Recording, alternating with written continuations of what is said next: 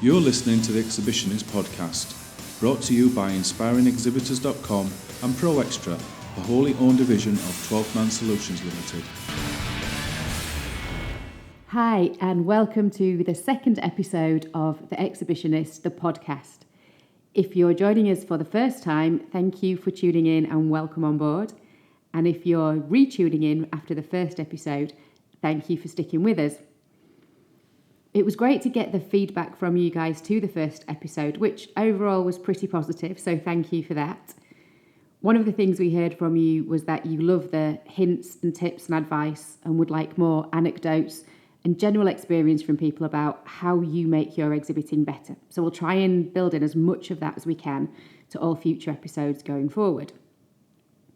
One of the other things that we heard from you is that maybe Steve and I were a little bit serious. And actually, for those of you that know us, apparently we're a little bit more fun than that. So apologies for the seriousness, and we will try and be more fun going forward. So Steve, that's the rule from now on? Yep. And the final thing, and I'm really sorry about this, is that I think it was Barry from Bangor who said that my voice is a bit annoying. So I'm really sorry. It's the one I was born with. And as a business mentor once told me, you can only work with what you've got. So I'll try and be a little bit less annoying going forward, but it is the only voice I've got. So on to today's episode, and shortly we will be speaking to Tim Christian. And Tim works for the stand design agency Project 4. Stand design is quite often where most exhibitors go to as soon as they've booked their floor space and start thinking about what they want their stand to look like and how they're going to spend their budget. And a lot of exhibitors think that once they've paid for the floor space and once they've paid for the stand, that's pretty much job done. But actually, industry research shows that between your floor space and your stand design, it's probably only about 50% of your budget. And actually, you'll need the same amount again on top of that to exhibit really effectively. At this point, you might be thinking, well, what on earth do you spend the rest of your money on? To do exhibitions really well, pre-show marketing, stand staff training, all the other things that come into it in terms of services, electricity perhaps, power, lighting, those kind of things all cost money. And therefore, try to think when you're budgeting about more than just your stand design and just more about the floor space and all the other things that you might need some budget for to actually drive people to your stand and make sure it's the right people coming to visit you.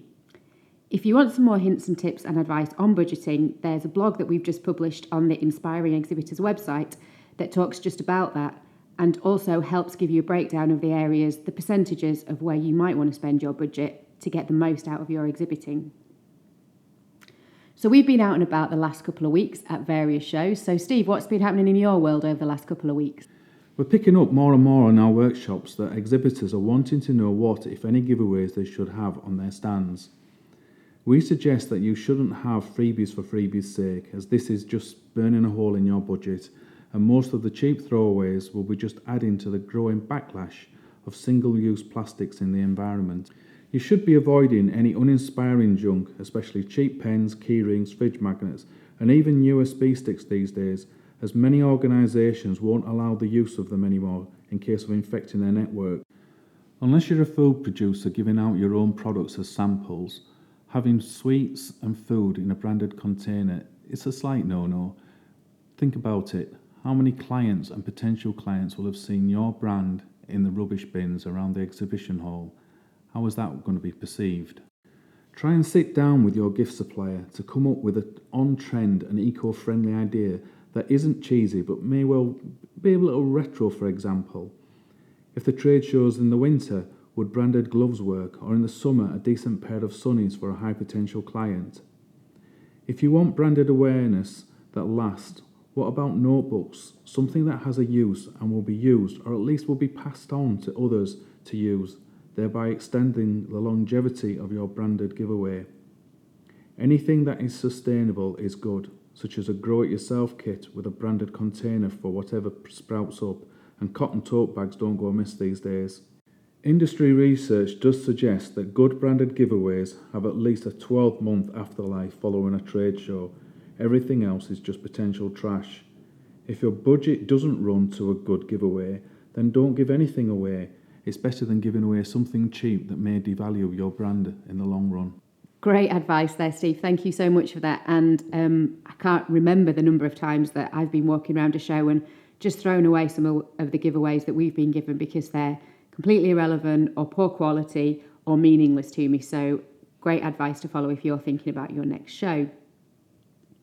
One of the other things that came up in a workshop recently was about those opening lines and the first few seconds that you've got to make an impression with a visitor as they approach your stand. And this really came to life for me when I was down at Street Food Live a couple of weeks ago. And there seems to be a really big trend for people looking down at my badge to find my name and find my job title before they actually start speaking to me. So we got talking about this in a workshop, and some of the delegates were saying, I'm just trying to get hold of somebody's name so I can actually address them using their name, which is so much more personal. It's a great point. It really is. And if you know someone's name, it's always going to make them feel like you're having a more intimate conversation with them. Equally, it could also look like you're trying to check out whether they're important enough for you to speak to. They may feel like you're just looking at their position and their job title and almost trying to do in that bit of filtering beforehand to think, will I spend time talking to this person? Is it going to add anything to my show? Actually, you can do that with a couple of really clever questions introduced at the right point. And I think that flicking down and looking at somebody's badge can be a little bit off-putting.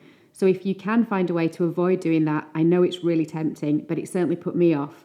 But find a way through your opening lines, planning your opening lines and your opening questions before the show so that you can quickly filter them and get to that point where you know if they're in a position to buy from you. I think it means much more and is much more personal than just glancing down at their badge. If you want any more advice on how to filter visitors and the process to work through to find out whether you've got a chance of doing business with somebody, do get in touch with us either via Twitter at ProExtraCo or via the website at www.inspiringexhibitors.com, and we can help you work out how you're going to make that visitor feel special in the first 20 seconds. Okay, so on to today's interview, and as I mentioned, we are talking today to Tim Christian, who's got some fantastic advice about effective stand design. You might think in the next half an hour or so, you're going to hear about fantastic graphics and brilliant colours and new and engaging tech. But actually what Tim talks about quite a lot is how important your stand staff are and using the staff on your stand to really bring everything that you've put in your stand design to life. So we hope this is helpful. Enjoy listening to Tim, and we'll be back at the end of the show. So this week we are incredibly excited to be joined by the very talented Tim Christian of Project 4. And Project 4 are a full service exhibitions agency, but they're really focused on creating memorable experiences for their clients and visitors. We've worked with Tim over the years, who has come up with some phenomenal designs, the stands that we've worked on, that don't just look great, but that really engage with the visitor and help establish what their needs are and how we could solve them. So welcome, Tim. Thank you very much indeed. Pleased to be on board. Thank you. So Tim, before we get into asking you some questions, do you want to just give us a little bit of background about your experience in the events industry and your current role? Sure. So I've been working in events since the early 90s, which I know is going to come as a shock because I look so young, but I've managed to hide it well. So been working on everything from trade shows to big expos, right the way through from both sides, done client side, done agency side, and now with Project 4 doing the full build. So we look at everything really from the concept through to design, right the way through the user experience. And where possible, we look at that whole journey of the delegate, how they're tracked, how they engage on the stand, and what the onward action is, because that's the really important piece. Yes, we can just build you a stand if you have a brief, but it's that life cycle it's the killer that is what we're really all about. Brilliant. And what we're going to be talking about today is the design side of it and creating your stand. And I know it's where exhibitors focus a huge amount of their time and a huge amount of their effort. But I think what will be really interesting in our conversation is about how the whole exhibition journey fits around just the stand design and how you can use that to maximise your whole investment rather than it just being the stand for the stand's sake. So kicking off, what are the hot trends in stand design and build that you have seen in 2018? Okay, so there's a few things going on that is quite exciting from a technology point of view. People are really embracing how to do a lot of capture work, so doing a lot of lead capture, doing a lot of delegate tracking type stuff. So they've got a better understanding of who's coming to the stand. That's interesting, but it comes with its own problems, because great, you collect a bucket full of data, what do you do with it afterwards? So we'll kind of come onto that in a bit. From an aesthetic point of view, from a design point of view, we're seeing people are getting a little bit more away from the dull, straight edges of things. It's less reliant now, perhaps, on digital screen technology, and it's becoming a little bit more tactile. There was a shift sort of 3 years ago trying to put iPads in everybody's hands. That's kind of gone away a little bit now, because they're just all over the place. There's just no need for it. And what's quite exciting for an old guy is seeing that we've gone through this massive cycle of technology is king, it's going to be our savior. And people are starting to realize that actually perhaps what we really want to do is engage with people. We want to create areas where people can just have a chat. And that is where we're seeing people making really huge gains and actually having proper pull through with their delegates and the stand visitors. So that kind of the understanding of, just flipping it back, really, it's understanding what the customer wants from the exhibition experience and trying to build around that.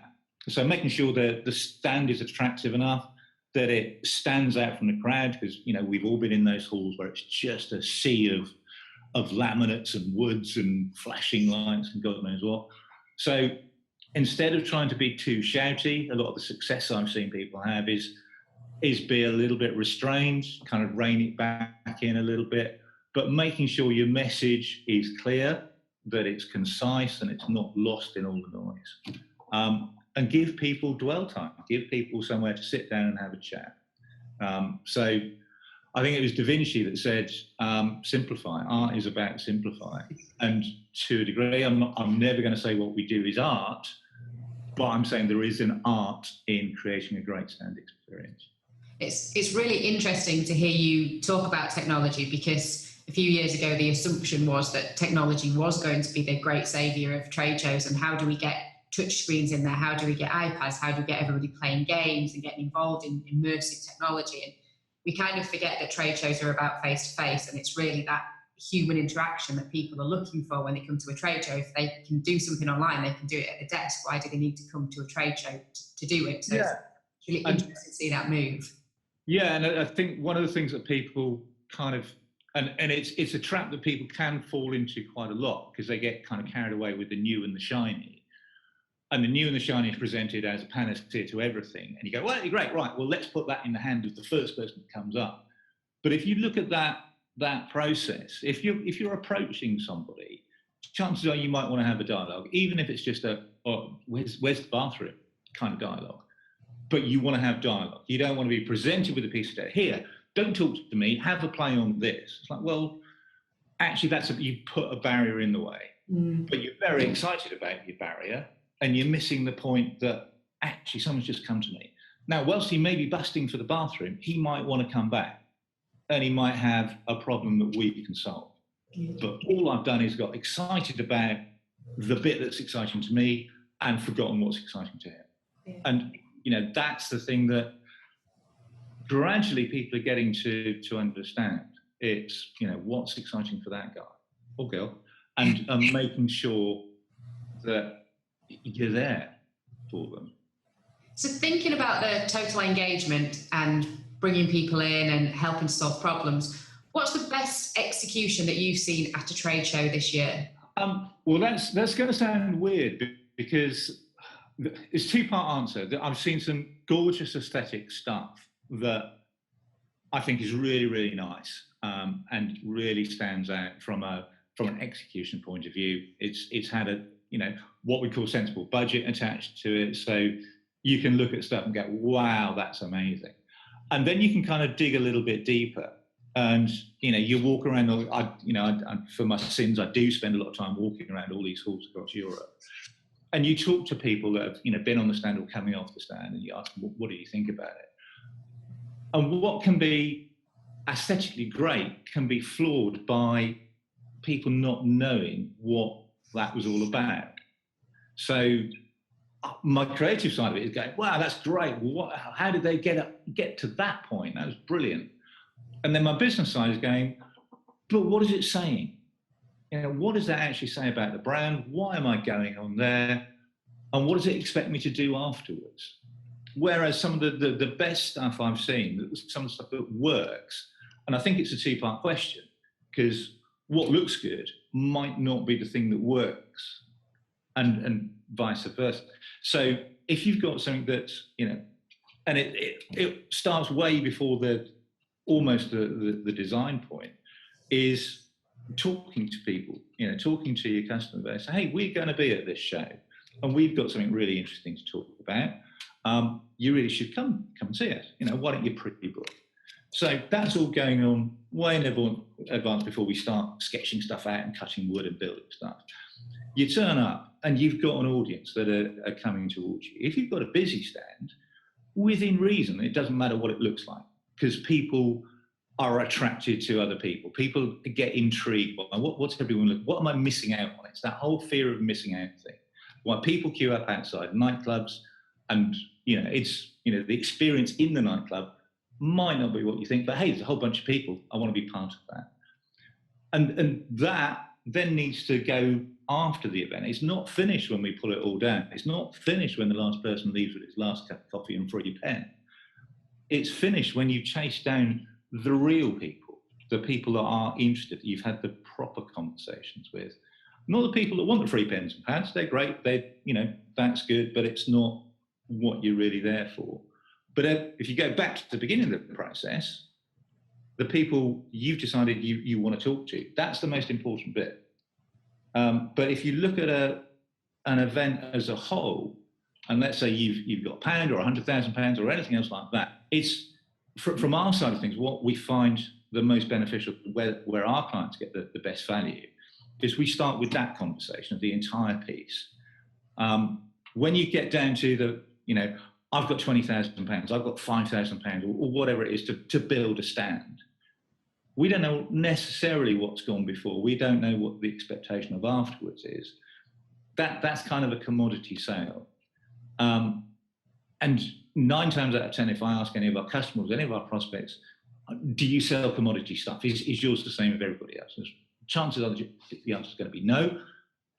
So why would you go to a commodity supplier to buy probably what's the most important thing for you, the cheapest way possible?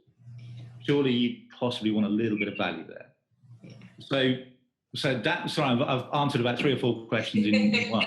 I'm really passionate about this, because if we don't know the beginning and we don't know the expectation of the end, it's like writing a good story. And I know you're writing a book. I'm looking forward to reading it. But, a story arc has a beginning, middle, and an end. If we're only involved in the middle, it's going to be a little bit of a disjointed story, I would have thought. Absolutely. We talk a lot on our workshops and in the book around the PI model, so planning, implementation, and evaluation. And that although those 3 stages almost run in parallel at times, because for your implementation stage, there's things you'll be doing in your planning, but there are 3 discrete areas, and it is that start, the middle, and the end. And actually, maybe the least important bit is that bit in the middle when you're at the show, because if you get the start and the end right, that bit in the middle just works, and you don't need to worry about it too much, because everything you've done around the start and the end will facilitate that middle bit being brilliant. So absolutely. And one of the bravest things a client can do is ask companies like myself into the start of it, because maybe they've done this for 20 years, maybe they're the most important person in their business, they've done it for 20 years, they know what they're doing. So actually, I know exactly what I want on the stand because I've done it for 20 years. Yeah. Now, that might not be the most robust business model. And quite often, we can be in those meetings and we can be the bad guy, frankly, because at the moment, if I sit in front of a prospect, I've got nothing. I'd love to do their work, but I wouldn't love to do their work at the cost of compromising what we do and what we stand for. So I can be the bad guy, and I can suggest that that's a really great idea. However, it's kind of been done before, and probably the year before that, and maybe even the year before that.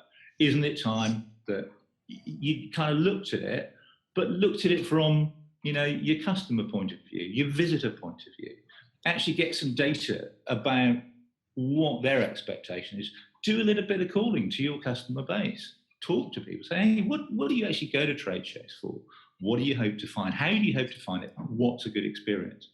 And that can start informing the really, as you say, it's the really important stage of the planning side of things. And again, it goes back to, appreciate budgets fine. I can, talk about how you spend your money all day long.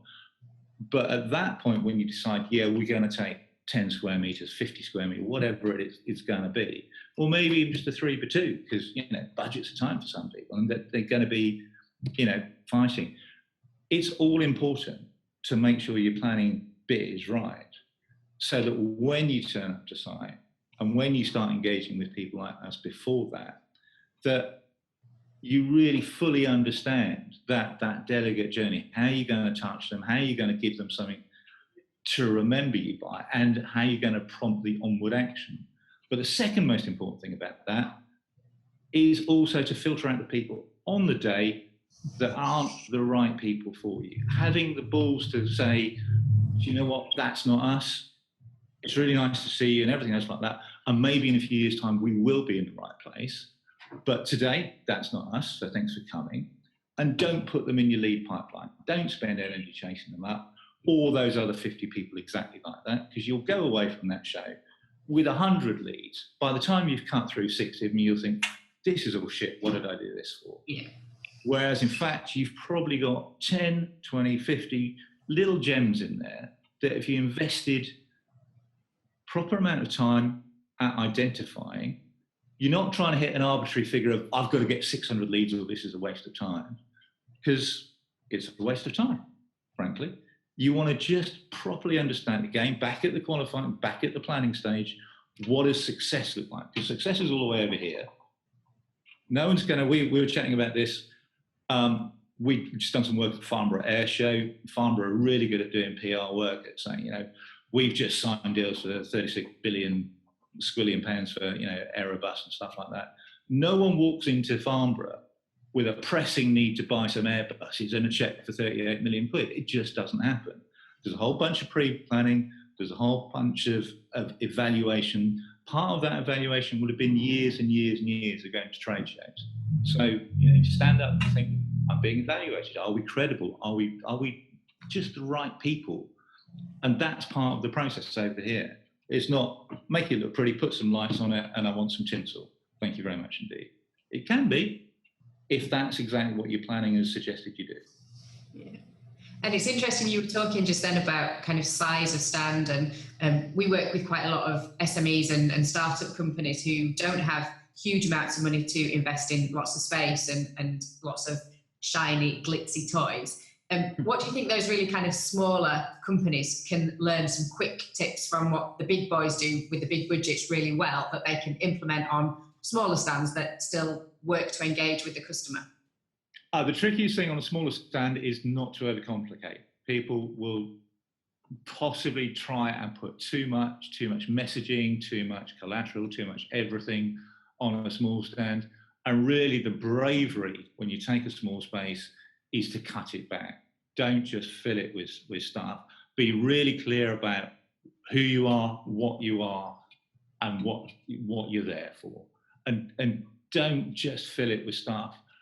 The second mistake people make is, certainly SMEs, been one, I understand the pressure, you're on 24 hours a day, 7 days a week. Every minute you've got is really, really important to you. The horror that I see time and time again is people at the back of a stand on their smartphone, not engaging with the wider world. You're smiling your head off. You've been there as well, haven't you? Yeah. It's the most soul-destroying thing, is being on a stand. I absolutely get that. But go back to your planning phase, you've committed to it. If you can't be on that stand and engage with the people, employ someone who can, just for that period of time. They're called brand ambassadors. They will come along, they'll absorb all the knowledge you can possibly want them to, and they'll be genius for you. But they have to, the most important thing is to engage with people. If I could have a rule of don't take your mobile phone on your stand, I'd employ it. Because They are a distraction. You know, one day in every 7, apparently, we spend solidly on our phones. 40%, some crazy amount of time. And as an SME, that's really important because they've got to be connected all the time. They're trying to grow the business. I absolutely get that. But ring fence the time you're on the stand.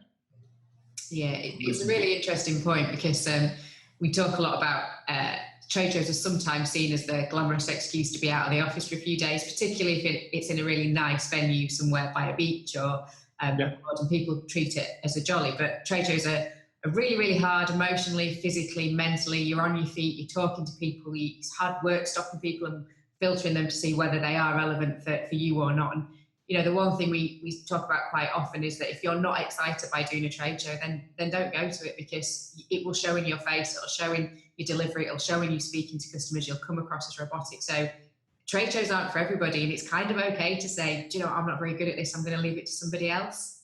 Yeah, and don't fall into that hackneyed trap of it's a trade show, we'll send our sales guys, because they might be the worst people. You know, hands up, I'm a sales guy.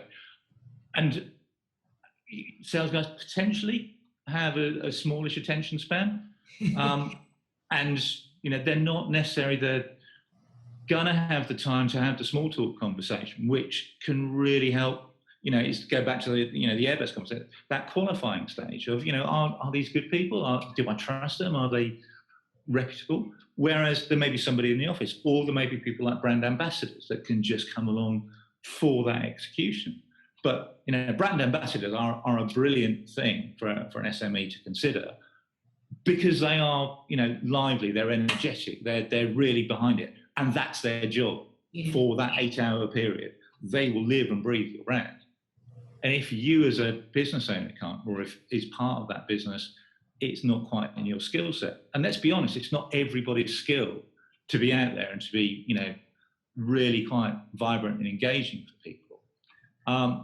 You're absolutely right. If you go to a booth and there's tired, disinterested looking people that can just about get their head out of their screen to say hello to you, that's a rubbish representation of the rest of the brand. And I don't care if you're an SME or if you're, you know, a global, that kind of reputation can destroy all of the good work and waste a big chunk of the budget you've put in. Because that, you know, my first impression is I'm not important. And if I'm not important, what's it going to be like trying to deal with you guys? Yeah. Yeah, because you don't know what I've got in my pocket. You don't know my problem. You don't know anything. And you're not interested. Yeah. And if you're not interested, why don't you just not bother turning up? Why don't you just leave a poster? Put an advert in the press. Do anything like that. Don't bother. Don't waste your time. Absolutely. And it goes back to, if you haven't got the time, then get someone who has got the time and get an appropriate professional to do it. I can tell you're quite passionate about having the right people on your stand, which is brilliant. We build some lovely stuff. We design some lovely stuff. We have some great conversations. There's nothing worse than going to a trade show on either the first day or the last day, and you see a bunch of really tired people mooching around, slumped over the desks and stuff like that. It's not an attractive look. You know, the best one to, you know, Tim Witherspoon, you don't go into their bars and think this is genius, this is great, everyone's really nice and vibrant. 2 PM, there's a few people slumped over desks and chairs and stuff like that. It's not the most exciting, enticing place. At 3 o'clock last day of a trade show, you need people still on their A game. They've still got to be up for it. They've still got to want to do it. Yeah. And you're right, it's tiring. You know, by day 3, you've done 2 full days. You've probably done 2 full evenings of networking and all that other kind of stuff. There's no getting away from it. It's a tiring thing. But, you know, don't use it as a jolly. Don't, you know, enjoy it by all means, but, you know, with restraint, in moderation, all those other good words. Because it's a job. And it doesn't stop being a job at 5 o'clock. It's still a job till you stop schmoozing with people, stop, you know, networking with people. Because they're working, they're making evaluations the whole time. And, you know, that pulls through. So, yeah, over, you know, a 72-hour period, you could be on your toes for 48 of those 72 hours, which is quite killing. And, you know, we've both done this. We know what it's like. But it's important that, you know, your day 1 and your day 3 or day 2 or or your 8 o'clock and your 5 o'clock are the same, because that's the brand experience. And it doesn't matter what we've built around you. You can be on a 5x3 with a couple of pop-ups, or you can be on 100 meters square of stand with LED everything and lights and all that kind of stuff.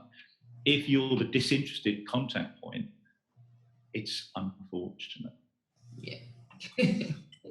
And so as a stand designer and agency, there must be times when you get a client brief and you think, I really don't know where to go with this one. So whether an exhibitor is approaching a big organisation like yours or just going to their local printer for some pop-ups and some graphics, what are the things that they could do that would really help the person designing that stand to give them what they're looking for? It's really it's taking the time to when we get a brief. Sometimes it's really, really good, really clear, and you can see consideration's gone into it, and there's a thought process behind it, and that's great, and that is it's self-explanatory. It kind of help you lead you by the hand, and that's good. Sometimes, certainly SME level and kind of mid-range level, there's some assumptions that are made, some gaps. You see gaps in a brief where you think, well, how have you got to this point? Why is that a requirement? And then you go a little bit further back, and there's we're thinking of exhibiting at a stand, and that for me at a show, and that for me is where it's really quite exciting, because you then have the ability to say, well, let's think about this. And when you get a brief, it's kind of a lot of the thinking is done. When you get the thought process of I'd like to go to a show, but I'm not sure.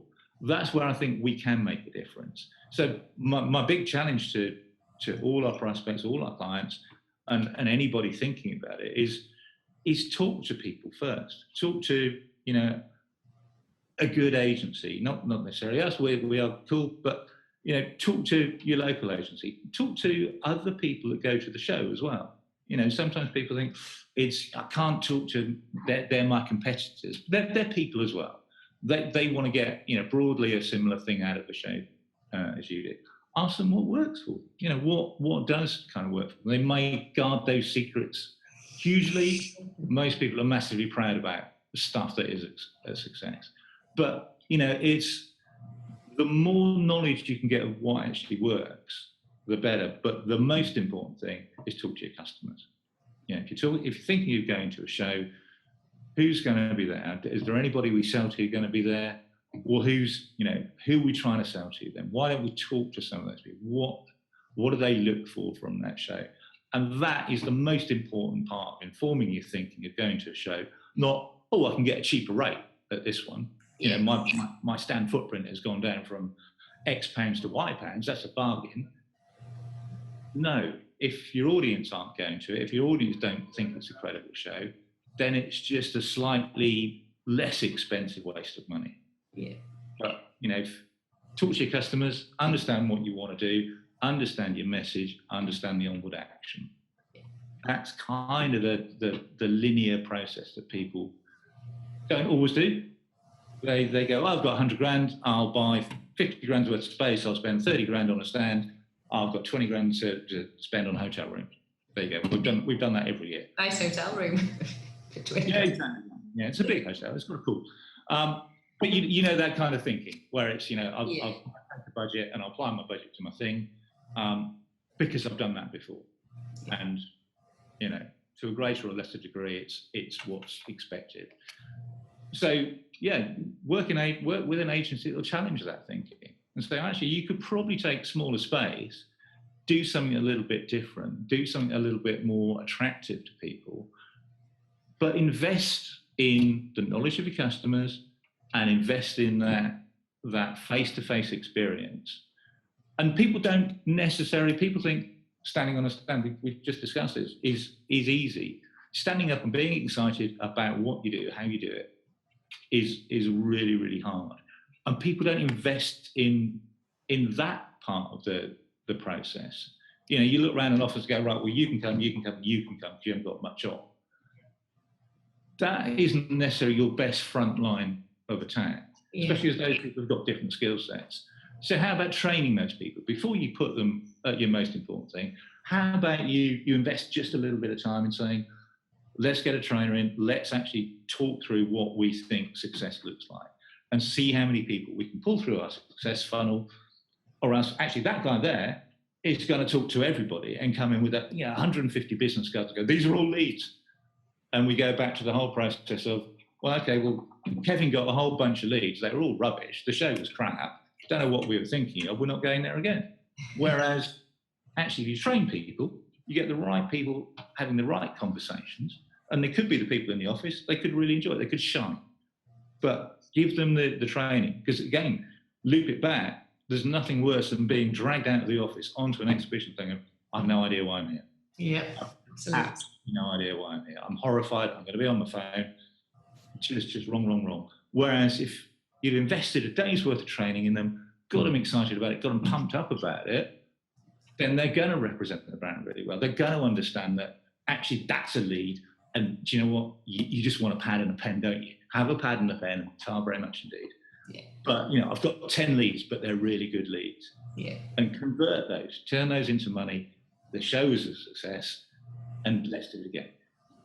And absolutely, just picking up on that with the training that we do with clients, and we talk about, just trying to explain to people how that trade show fits into an overall aligned marketing strategy. It's part of a communication plan to your customers. Otherwise, it's quite often seen with a little bit of jealousy as a big money pit where some people get to go off on a big jolly and it doesn't return anything to the business. And it's trying to just help people understand this is how we're communicating to our customers and this is the role, the tactic that the trade show is playing as part of that. And that's why people then start to care, because they can see it as part of the vision of where the company's going, rather than just, a bit of space on a trade show floor with 500 leads that come back that never turn into anything. So.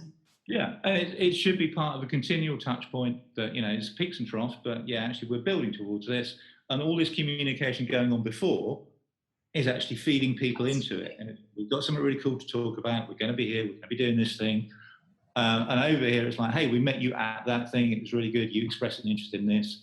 And it's a constant. It's not, if it's done in isolation, it's like, ta-da, we're here, we're doing things. It's great. Yeah. And then nothing happens, beforehand or afterwards. There is that shot. I've walked into halls where it's been like, oh, right, those guys are here. Amazing. If I had time, I'd have gone to chat to them. But I haven't, because I didn't even know they were here. Yeah. And if you extrapolate that over a show that's got, 6,000, 10,000 people with footfall, you think, well, how many people did we not, that could have been interested, did we not see? Because we couldn't be asked to invest over here of, joining it up with the rest of our marketing thinking. And over here with, okay, well, we had some cool conversations. How do we continue those on? Yeah. And it's, I'll come back to, don't expect people to turn up with a checkbook for $36 billion because they need some dreamliners. Yeah. It's not going to happen. Yeah. But understand what success really looks like to you in the business. Yes. But gate that. Say, what does success look like week one? What does success look like month one and month three afterwards?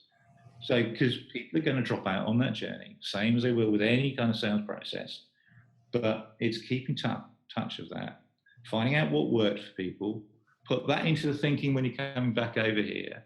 Yeah. And just, do the good things, ignore the bad things, and refine. Don't do the same we did last year or the year before, or any of those things like that.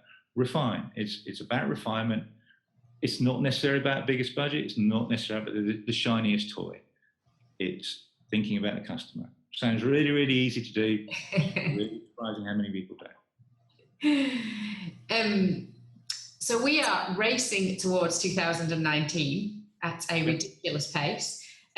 What do you think are going to be the big things for 2019 in the exhibitions world? I think there is going to be a continuation that we're seeing of people stripping things back, it becoming more and more about how you facilitate proper dwell time with people. So actual conversations, actual one-to-one subject matter expert kind of meetings on a footprint, on a brand experience is going to be key. A lot of more experiential type events, we're seeing a lot of those coming across our desks now. where there is, and I think it kind of ties in a little bit to some of the challenges in the retail space at the moment. The retail space potentially is looking like it's going to change more to a browsing experience, where you see people go to a store, browse, and then make their purchase online. We're kind of seeing that a little bit on the other side of things, where brands are going, okay, well, we'll control our environment, we'll control our brand experience, we'll put it on a stand, and we'll get people to come and touch it, and then they'll go and make their purchase decision after that. So I think those are going to be the two kind of diverging ways people will approach 2019. Technology is still going to be important. How you talk to people and attract people before and afterwards is still, in fact, going to be even more important, because they're going to want to track that delegate journey. But I think the focus is, going to be increasing on the customer, the delegate. What are they trying to do, and how you maximise your dwell time with that individual. Yeah. Interesting. It's going to be an exciting year with everything that's going on, or might be going on. Who knows these days with Brexit in 2019. So who else in the industry do you think might have some interesting stuff to talk to us about that we could contact for a future podcast? Future podcast. Well, I've got a couple of people that I won't say online, because that could be challenging. Who would be good to talk to, I think, would be if you can get hold of somebody at Cisco, because they're quite interesting in that they have a lot of cool technology that touches us all day, every day, and sometimes their events can seem a little bit dry, but they've done a lot of thinking around it, and that's a good conversation to have with people. And look at some of the bigger retailers, people like John Lewis, understand how they talk to their staff. The Waitrose people, the John Lewis Partnership people. Interesting. Because they do some really nice conference work, they do some really nice show work. But it's interesting to see how they deploy brand ambassadors, for example, that carry their message forward, and how that then percolates down onto the shop floor. And if you look in the retail space versus our space, that model and that success story, in the face of what can be quite challenging times, is an interesting parallel. Not one that would have been obvious to me, but definitely an interesting one to pick up on. So thank you so much. There's loads of stuff in there that is really, really useful. And I know people who are listening will have definitely taken away some food for thought, and hopefully started to think a little bit differently, inspired them to think differently about their trade show campaigns. So Tim, if people want to get hold of you, where can they find you if they want to follow up after they've listened to you talking today? Best have a look on our website, which is project-4.com, or my email is timchristian, all one string, @project-4.com. Always up for a chat, always up for a conversation. As you see, what you see is what you get. It's pretty relaxed, it's pretty informal, not scared to call it how it is or how I see it. And it's always good just to, if you're over there and you're having a think about something and it's absolutely right, then don't change it. But don't be scared to, if you've done it for 20 years and you've done it that way for 20 years, then it might need a bit of a refresh. Just have a conversation. That's all it is. Because that's all you want to do on the day, is you want to have a conversation and see if it's the right kind of thing to turn money over here. Yeah, absolutely. I hope you get some people who are struggling with their trade show presence to give you a call, because I know from our experience with working with you, you've got to be quite brave working with Tim, because he'll tell you what doesn't work, but in a really nice way, and you will always get to a better result. So in terms of challenging your thinking, it's a brilliant process to go through, and there are tips and tricks that you've given us that we still use 10 years on from still working with you. So I can thoroughly recommend a call to Tim if you're struggling. So thank you so much for your time today. It's been really useful, and hopefully you have a fantastic 2019. Grand, and you and everybody else. Thank you very much indeed. Cheers. So a little bit longer there than our usual conversations will be, but we thought that Tim just had some great advice that would be valuable for you guys. So hopefully you got something from that you can go away now and plan a brilliant stand for all your trade shows next year. Just picking up on something topical that's been in the news in the last week or so, the sad news coming out of the NEC that unfortunately Geraint Thomas had his Tour de France trophy stolen. During our workshops and when we're working with clients, one of the things we always say is really keep an eye on your valuables, and this just brings it to life. I think venues have got so much better over the years with security and ensuring that only people who are trusted and supposed to be working on site are there. But it just, I think, brings home to all of us the need to at least have a minimum of 2 people on your stand at all times and keep an eye on anything, be it intellectual property or kit and equipment. Make sure it's safe all the time. So hopefully you've enjoyed today's episode. We have tried to be a little bit less serious and a bit more fun, but I think we can probably work on that. So we'll probably do it with beer next week and see if we can be even more entertaining.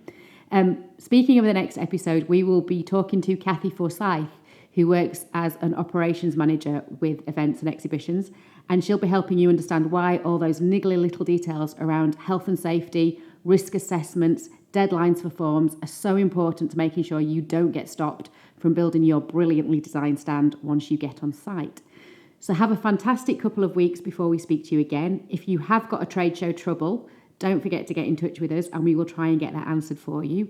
And we look forward to you joining us on the next episode. So from myself and Steve, it's goodbye for this week.